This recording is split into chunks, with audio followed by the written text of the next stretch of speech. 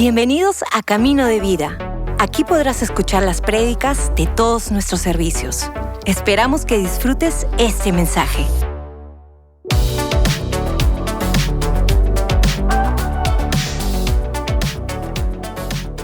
Tengo una enseñanza y quiero comenzar porque estaba pensando en esta enseñanza y recordé algo que pasó hace ya bastantes años, cuando yo tenía unos 12, 13 años. Seguridad, por favor. Cuando tenía 12, 13 años, yo vivía en ese tiempo en San Borja, pero que está en límite con San Luis y límite con La Victoria. Es decir, aviación con Canadá ahí. Es decir, vivía en San Borja, pero era una zona picante, era una zona como de barrio, ¿no? Jugábamos afuera, a esa edad estábamos en la calle y no pasaba nada. Ya entendía un poco ese contexto. Ese era mi contexto cuando yo era un adolescente. Entonces, un día yo quise ir a comprar unas zapatillas y me fui hasta el centro de Lima, porque era más barato comprarlas y porque había visto por ahí algunas. Entonces fui solo, 12, 13 años, fui hasta el centro de Lima. Agarré mi bus y me fui hasta el centro de Lima a comprar mis zapatillas. Y cuando compré las zapatillas, yo estaba volviendo a casa, pero dije, tuve la genial idea de decir, pero ¿qué tal si vuelvo caminando? Así me ahorro el pasaje. Y es una buena distancia, pero me gusta caminar. Entonces yo dije, ok, voy a volver caminando. Y cuando estaba volviendo caminando de mi casa a mi casa desde el centro de Lima, hubo un momento donde las calles donde estaba caminando no eran lugares que yo estaba conociendo.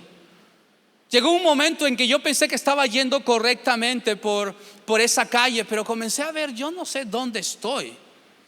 Y comencé a ver rostros que no eran tan amigables. Estaba por La Victoria, Renovación, Isabela Católica, hace 20 años.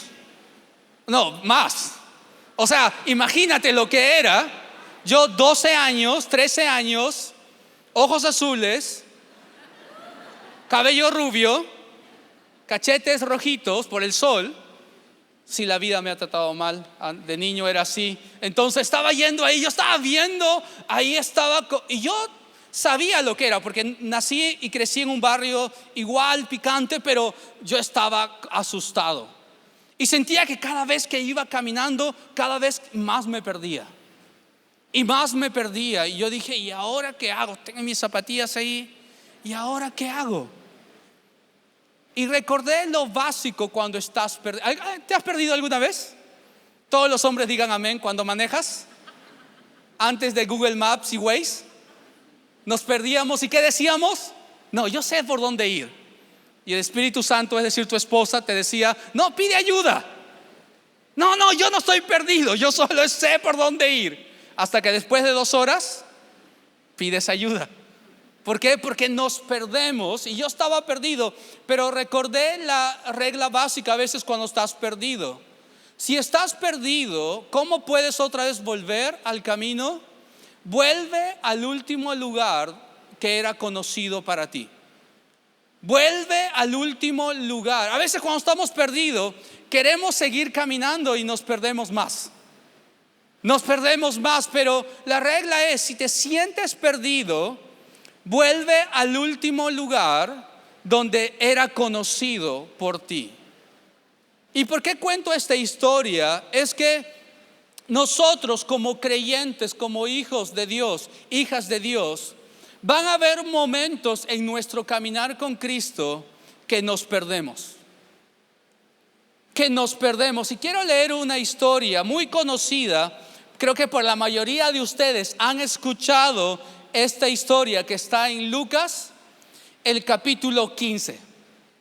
Lucas, el capítulo 15, desde el verso 11, es la historia que es conocida como la parábola del hijo pródigo. ¿Han escuchado esa historia?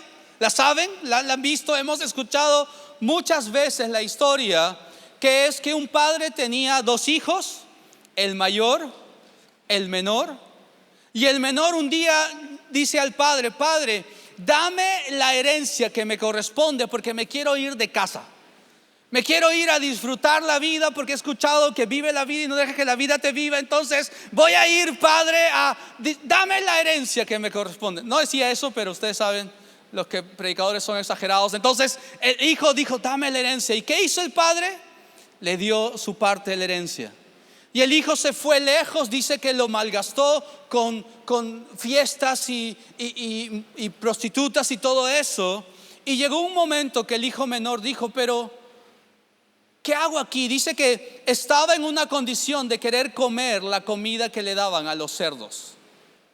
Y para un judío, cerdos es lo último que ni siquiera pueden comer a los cerdos, menos la comida de los cerdos. Entonces era una condición tan pequeña del hijo. Y dijo: ok, pero yo tengo un padre y tengo una casa.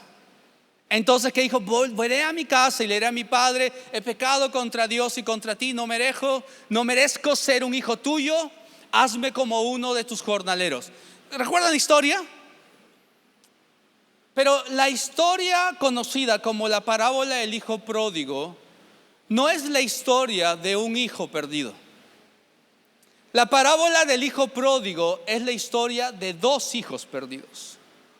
El hijo menor estaba perdido lejos de casa, pero el hijo mayor estaba tan perdido como el menor, aún estando en casa y aún estando con el padre. Estaba tan lejos, no en distancia, pero estaba lejos en realmente entender el corazón de su padre. Y quiero leer desde el verso 25, Lucas 15, verso 25 dice: cuando vino el hermano menor, hicieron una fiesta, un fiestón por él. Verso 25 dice: mientras tanto, el hijo mayor estaba en el campo. Al volver, cuando se acercó a la casa, oyó la música del baile. Entonces llamó a uno de sus siervos y le preguntó qué pasaba. Ha llegado tu hermano, le respondió, y tu papá ha matado el ternero más gordo porque ha recobrado a su hijo sano y salvo. Indignado, el hermano mayor se negó a entrar, así que su padre salió a suplicarle que lo hiciera.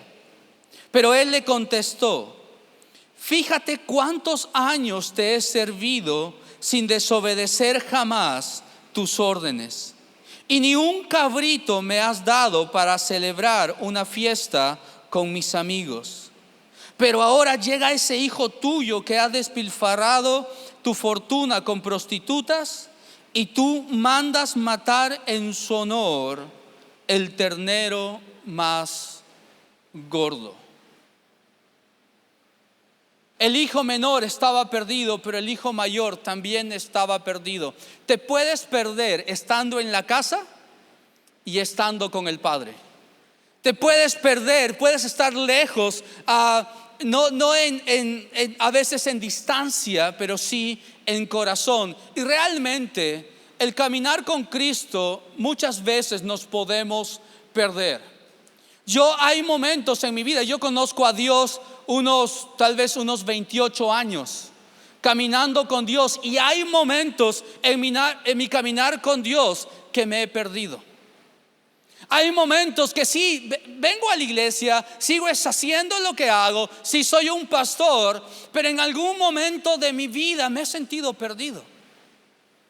He sentido perdido porque tal vez seguía siendo y estando donde Dios está y sirviendo a Dios, pero en algún momento mi corazón estaba lejos de Dios.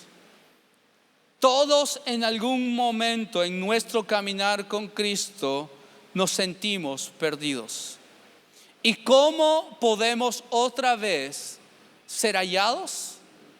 Vuelve al último lugar donde fue conocido. Y de eso quiero hablar en los minutos que me quedan ahora en este momento. La enseñanza se llama lo milagroso de lo sencillo. Lo milagroso de lo sencillo. Estoy hablando a veces, ¿qué es lo que hace que otra vez volvamos a encender el amor por Dios? Volvamos a encender ese ánimo, ese fuego, esa pasión que teníamos con Dios. ¿Recuerdas cuando había ese fuego de decir, voy a compartir a todos de Dios? Quiero animar a otros, quiero hacer esto. ¿Recuerdas cuando decías, Dios, si yo tuviera, voy a ser generoso, quiero dar a todos? ¿Recuerdas cuando decías, quiero servir a Dios y estabas ¿Recuerdas? ¿Recuerdas cuando había algo fresco, nuevo, único de parte de Dios? Y muchas veces nos perdemos en la casa. ¿Y qué podemos hacer para ser encontrados? Vuelve al último lugar donde te sentías como conocido. En otras palabras, vuelve a lo sencillo de Dios. Vuelve a las cosas sencillas pero poderosas de Dios. Es decir, Dios trabaja mucho más en las cosas sencillas que en las cosas espectaculares. A veces buscamos las cosas espectaculares y en verdad en mis 28 años ha habido momentos donde la presencia de Dios era única. Hubo momentos donde la voz de Dios era única. Esos momentos donde tú dices, está Dios aquí. Está Dios aquí. Son momentos únicos, pero han sido muy pocos en 28 años. ¿Qué ha sido el gran mover de Dios en mi vida? Las cosas sencillas, las cosas pequeñas. Mantente en las cosas pequeñas, es decir, vuelve a la base, a lo importante, porque en las cosas sencillas está el gran mover de Dios. Y quiero hablar de 4 cosas básicas, pero poderosas en nuestra relación con Dios. Si me alcanza el tiempo, si no las que me alcancen, en el primer servicio me alcanzaron 3, pero ahora espero que alcancen los 4. Pero son cosas que hacemos también aquí en la iglesia. A veces yo digo, lo que hacemos en la iglesia es como un espejo que tú también puedes hacer en casa, en tu día a día. Es decir, lo que Dios obra en la iglesia no es exclusivo de la iglesia. Dios usa la iglesia, pero en la semana puedes experimentar también lo que Dios hace. ¿Cuántos salen animados de la iglesia? ¿Cuántos salen con fe? ¿Cuántos llegan tal vez con cosas y después salen como quiero conquistar el mundo por Dios y todo? ¿Qué es lo que sucedió? Lo que Dios obró en la iglesia. Pero no es solo exclusivo de la iglesia. Hay cosas, ingredientes que pueden ayudarnos, animarnos en nuestro caminar con Cristo. Porque el gran obrar de Dios está en lo sencillo. Son muy pocas cosas, muy pocas veces donde habrá algo espectacular en tu vida que Dios, toque tu vida. Son muy pocas veces, tal vez una, tal vez 2, tal vez ninguna. Es que Dios está obrando normalmente en lo sencillo. Y quiero hablar de estas 4 cosas. Número 1, oración. Tú y yo necesitamos orar. Tú y yo necesitamos orar. Pastor Robert dice, si tú y yo supiéramos realmente el poder de orar, oraríamos más. Si realmente los hijos de Dios supiéramos el poder de la oración, oraríamos más. ¿Por qué oramos aquí? Yo siempre que oro, honestamente me resisto a que sea como una tradición de simplemente orar como por orar. No, yo quiero confiar en que Dios escucha y que Dios obra. Yo quiero confiar que Dios está sanando mientras oramos, que Dios está restaurando, que Dios está hablando, que Dios está haciendo la obra. Yo confío en eso, me resisto a simplemente orar por orar. Pero tú y yo necesitamos orar. En Primera de Tesalonicenses 5:17 dice que oremos sin cesar. No sin César, sino sin cesar. Filipenses 4:6 dice que en todo momento traigan sus oraciones, traigan sus ruegos delante de Dios. Que no vivamos cargados, sino en que en todo momento traigan sus peticiones delante de Dios. Lo básico en nuestro caminar con Cristo y cómo Dios obra, uno de esos ingredientes es la oración. Número 2, tú y yo necesitamos leer la palabra de Dios. Tú y yo necesitamos leer la palabra de Dios. ¿Cuántos sienten que hacer su devocional o leer la Biblia se ha vuelto a veces como una carga? Si somos honestos, en algún momento es que no tengo tiempo. Justo hoy día estoy muy cargado y tengo tantas cosas. Pero yo descubrí en mi relación con Dios un secreto. Cada vez que estoy cargado, estoy ansioso y digo, ¿por qué voy a leer la Biblia si estoy pensando en tantas cosas? Estoy cargado, estoy ansioso. Pero después Dios hablando a mi corazón diciendo, es que yo no te he dado la palabra de Dios y la ordenanza de que la busques para cargarte más, sino no te das cuenta que leer la palabra de Dios es tu arma. ¿No te das cuenta que si estás ansioso necesitas leer la palabra de Dios? ¿No te das cuenta si es que estás cargado, tensionado y con miles de cosas de hacer? Es cuando más necesitas la palabra de Dios. ¿Por qué? Porque la palabra de Dios no es solo un libro para leer. No son solamente historias para conocer. La palabra de Dios es poderosa. La palabra de Dios es viva y eficaz. La palabra de Dios hace en ti y en mí lo que nada ni nadie más puede hacer. ¿Por qué sales de aquí como animado en tu fe? No porque escuchaste algo de Willy. Es porque escuchaste algo de la palabra de Dios. Y la palabra de Dios hace algo en nosotros. Trae fe, trae ánimo. Y la palabra de Dios trae principios para toda área de nuestra vida.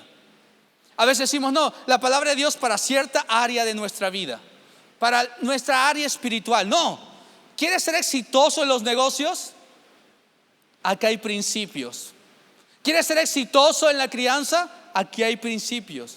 ¿Quieres ser exitoso en tus relaciones? Acá hay principios. ¿Quieres ser exitoso en cada área de tu vida? La palabra de Dios tiene lo que tú y yo necesitamos para ser exitosos. Como lo que dice Josué, el capítulo 1, verso 8 y 9. El contexto del capítulo 1 es Moisés Dios lo usó para sacar al pueblo de Israel de Egipto. Como 2 millones de personas dando vueltas en el desierto. 40 años después Moisés muere. ¿Y qué dice? Pues Dios se levanta a Josué. No, y en capítulo 1 le dice, Josué, tú vas a ir a Canaán y vas a guiar a este pueblo. Mira, 2 millones de personas. Josué estaba ahí guiando a ese pueblo. Tenía que conquistar, tenía que pelear, tenía que votar y conquistar a los pueblos que estaban ahí en Canaán. ¿Y qué le dice Dios? Dios no le dio una estrategia de combate. Dios no le dio sabiduría para manejar el ejército. ¿Qué le dijo Dios? Esfuérzate y sé valiente, no temas ni desmayes. Que no se aparte de ti este libro de la ley, sino que medita en él de día y de noche, porque solo así tendrás éxito en todo lo que tú emprendas. Que no se aparte de tu boca, que no se aparte de tu meditación este libro de la ley, porque así tendrás éxito en todo lo que tú emprendas. ¿Quieres tener éxito? Vive por la palabra de Dios y comerás de sus frutos. Comerás de sus frutos. Número 3, tú y yo necesitamos alabar. Alabanza no es lo que hacemos aquí solamente en la iglesia. ¿Por qué? Porque no nos podemos llevar a la banda, no a casa, ¿no? ¿Cuántos quieren llevarse a la banda ahí a casa y alabar? Alabanza no es lo que hacemos solamente aquí los días domingo. Yo te animo, toma un tiempo de alabar a Dios cada día. Cada día. Toma un tiempo de poner tu cassette. Bueno, cassette es muy antiguo, pero iba a decir disco de vinilo, pero más antiguo todavía. Pon ahí tu celular y pon canciones y alaba a Dios. Alaba a Dios. La alabanza no es el karaoke cristiano que hacemos en las reuniones de la iglesia. Alabanza es tu arma. Es tu arma. ¿Y qué significa alabanza? Alabanza es engrandecer a Dios y verlo en su real magnitud. Engrandecer a Dios y verlo en su real magnitud. Alabanza fue hecho para Dios, pero realmente fue hecho para nosotros, por nosotros. Es decir, cuando alabamos a Dios le decimos: Dios, tú eres grande, Dios, tú eres increíble, Dios, tú todo lo puedes, Dios, tú eres poderoso, no hay nada que tú escape de tu control. No es que Dios está ahí diciendo: sí, necesito que me digas eso. Sí, estaba bajoneado y qué bueno que me estás diciendo eso. No, Dios es Dios. Dios no cambia por mi alabanza, pero cuando yo alabo a Dios, realmente el que cambia soy yo. Es decir, ponemos a Dios en el lugar realmente que Él tiene y que Él es. ¿Por qué? Porque hay otras cosas que se van a querer poner grandes en nuestra vida. Cuando un gigante se levanta, un mal reporte, una venta se cayó, algo pasó, tus hijos están tal vez lejos de Dios y escapa de tu control. Es como algo se levanta. Pero cuando alabamos, ¿qué hacemos? Ponemos a Dios en la magnitud que realmente es. Realmente es. Y quiero un ejemplo sencillo, es como esta tapa. Si yo tengo lejos la tapa, yo la veo. Pero si yo la acerco, mientras más me acerco, la tapa es más grande. Cobra su real dimensión. Mientras más yo la veo, se vuelve realmente más grande. ¿Qué es alabanza? Es ver a Dios como realmente es. Es cuando hay un reporte, cuando hay una necesidad, cuando hay algo y decimos: esto está feo, esto está grande, esto está imposible. Pero Dios te dice: no hay nada imposible para aquel que cree. No hay nada imposible para mí. Cuando vemos algo que nos da miedo, pero dice: mi perfecto amor echa fuera el temor. Confía en mí. Alabanza es tu arma. Yo doy gracias a Dios que cada día alabo a Dios. Por lo menos una canción alabo a Dios. No sé si mis vecinos están bien con mi voz, pero sé que Dios está bien con mi voz. Pero alabo a Dios. Hay una historia, no le voy a traer, pero hay una historia de David cuando el arca del pacto estaba siendo traída de vuelta a Jerusalén y estaba David. Y David, como la presencia de Dios era el arca del pacto, dice que comenzó a danzar para Dios. Comenzó a danzar para Dios y su esposa, la esposa le dice: hey, no seas ridículo. Tú eres el rey. ¿Por qué estás haciendo el ridículo? ¿Y qué dijo David? Delante de la presencia de Dios aún más cantaré, danzaré y alabaré a mi Señor. Alaba a Dios, porque eso es clave en nuestra relación con Dios. Número 4, aunque el tiempo ya acabó, lo menciono. Tú y yo necesitamos hacer las vidas con personas de fe. 1 Corintios 15:3 dice: no te engañes, las malas compañías corrompen las buenas costumbres. No te engañes. Otra versión dice: las malas conversaciones tendrán un fruto en ti. No te engañes. La gente con la que haces la vida tiene fruto en lo que haces en la vida. No te engañes. Somos inclinados dependiendo de la gente que está a nuestro alrededor. Dios quiere que nosotros seamos luz con gente que no lo conoce. No quiere cristianos que estén como: no, yo solo me junto con cristianos porque no está hablando de eso. Lo que está hablando es la palabra de Dios. Dice: sé luz en todo lugar donde estás. En tu trabajo, la gente que no lo conoce necesita ver a Dios a través de ti. En tu familia, en tu comunidad, donde estás, gente necesita verte a ti ahí. Pero que tu círculo cercano sea gente de fe. Con los que haces la vida, sea gente de fe. Brilla donde estás, pero que tu círculo cercano sea gente de fe. Yo doy gracias a Dios por gente de fe en mi vida. Porque si hubiera escuchado lo que decían mis amigos cuando conocí a Dios, no estaría haciendo lo que hago, no estaría viendo lo que veo. Porque mis amigos decían: pero no seas lorna, vas a desperdiciar tu vida, qué aburrido es ser cristiano.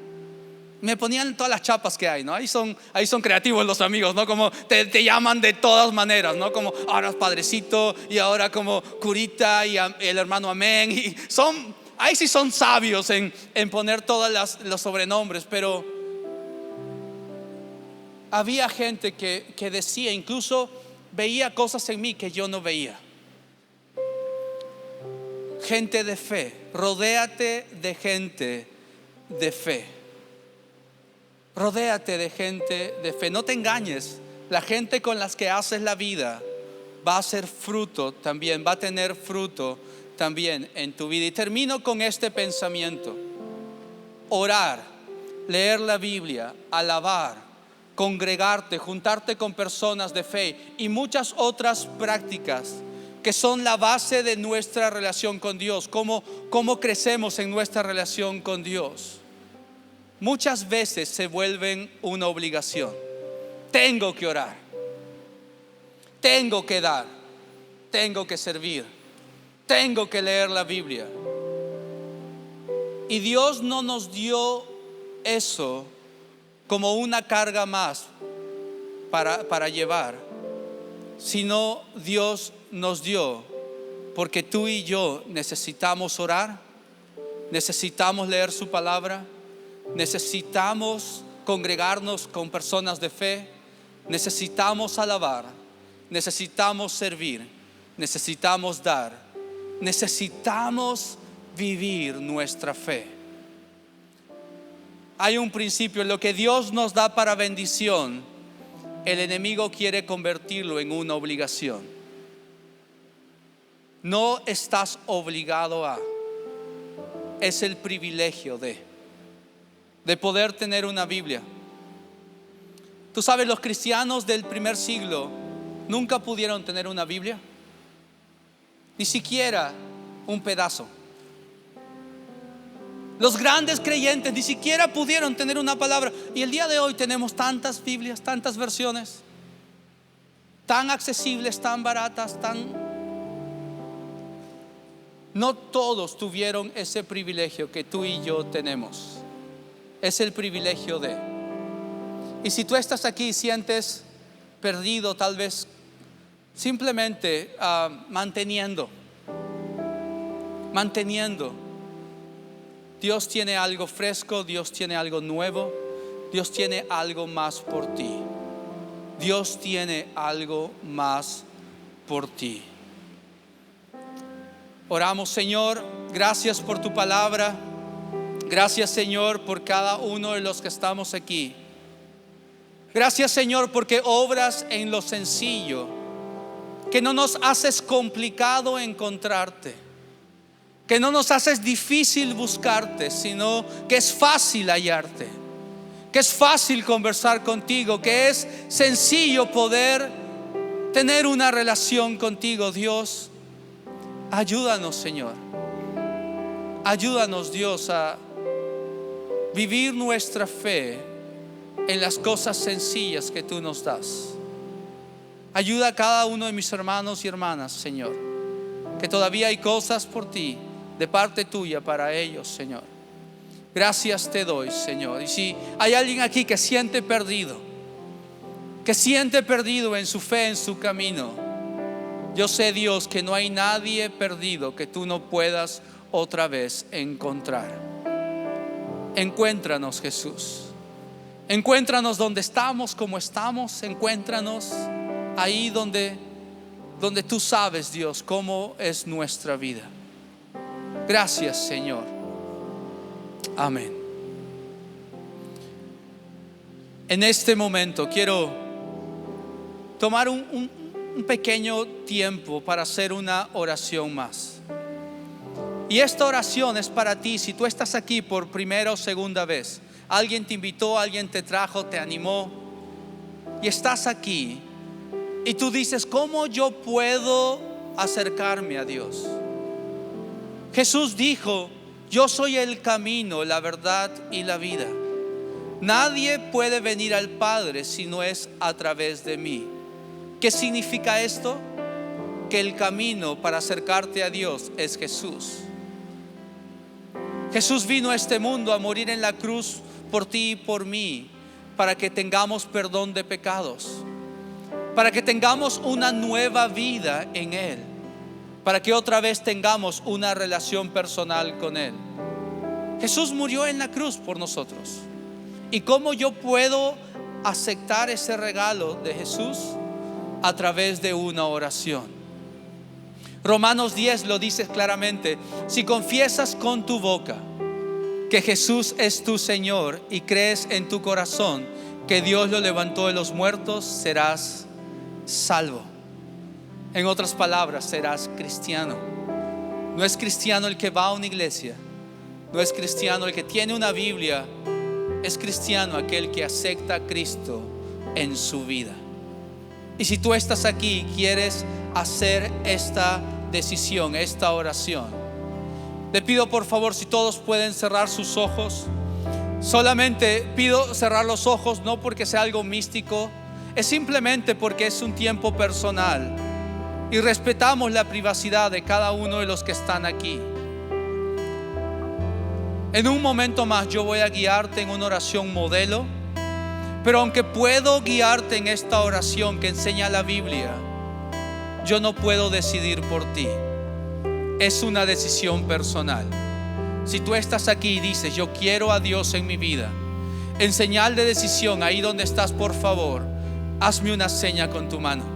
Ahí donde estás, levanta tu mano. Si dices: yo quiero a Dios en mi vida, ¿puedo ver tu mano? Veo su mano por allá, señorita. Veo su mano por allá, caballero. Por aquí también, señora. Por allá también veo su mano. Caballero, por aquí veo su mano. Varias manos levantadas. Como dije, no es un cambio de iglesia, no es un cambio de religión. Jesús no vino a este mundo para instaurar una nueva religión. Jesús vino para que podamos ser salvos y una nueva vida en Él. Y de eso se trata esta oración. Por allá también arriba veo sus manos. Todos los que han levantado su mano, por favor, bájala. Te pido que mantengas tus ojos cerrados para evitar distracciones. Repite esta oración con tus palabras y con tu voz. Y todos los que estamos aquí, que en algún momento hemos hecho esta misma oración, por favor, acompañamos con nuestras voces a aquellos que lo harán por la primera vez. Oramos juntos. Padre nuestro que estás en el cielo, en este día yo te pido perdón por mis pecados. Yo te acepto como mi Señor y como mi Salvador. Entra a mi vida y haz tu obra en el nombre de Jesús. Amén, amén y amén. Gracias por escucharnos. Si hiciste esta oración, conócenos en caminodevida.com y encuentra tu siguiente paso.